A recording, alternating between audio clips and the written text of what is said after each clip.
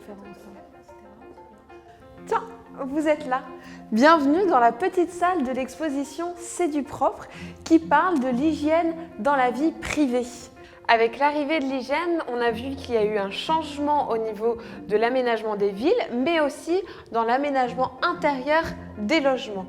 Ici, juste derrière moi, vous avez une chaise percée où en dessous, on a un pot de chambre qui permettait donc du coup de récolter les excréments et l'urine et après de jeter ce pot de chambre par la fenêtre. Le pot de chambre aussi pouvait sinon être rangé dans la table de chevet qu'on connaît aujourd'hui. Alors vous voyez aussi ici, juste derrière, un seau d'aisance qui était utilisé aussi pour jeter par-dessus la fenêtre ou dans le jardin. Alors il faut se dire qu'en 1883, il y a eu une réglementation qui obligeait d'avoir un toilette pour 20 logements. Mais ça a pris beaucoup de temps avant que ça arrive et aussi avant la généralisation des water closets de Thomas Crapper.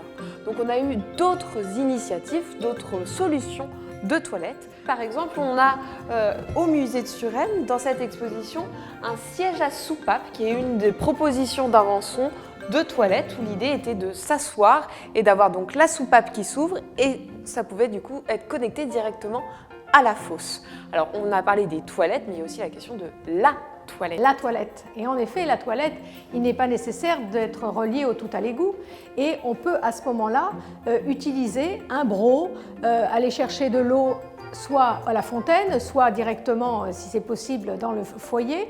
Et on se lave avec un savon comme cela dans une pièce à vivre, souvent la cuisine ou parfois peut-être la salle à manger.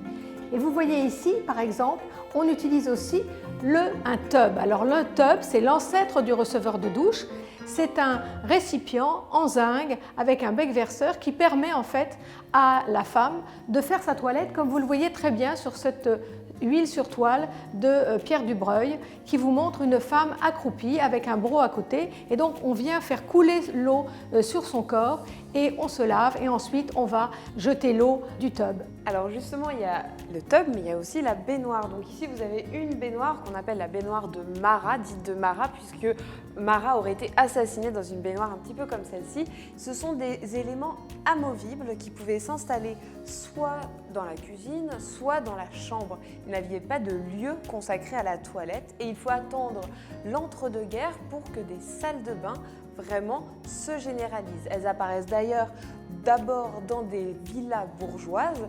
Nous avons ici une photographie de la salle de bain de la Villa Cavrois construite par Robert Mallet-Stevens entre 1929 et 1931. Cette salle de bain a même la particularité d'avoir du carrelage d'angle arrondi pour faciliter le nettoyage. Alors ces salles de bain se généralisent petit à petit, mais il faut se dire qu'en 1968, seulement 47,5% de la population avait une salle de bain chez elle.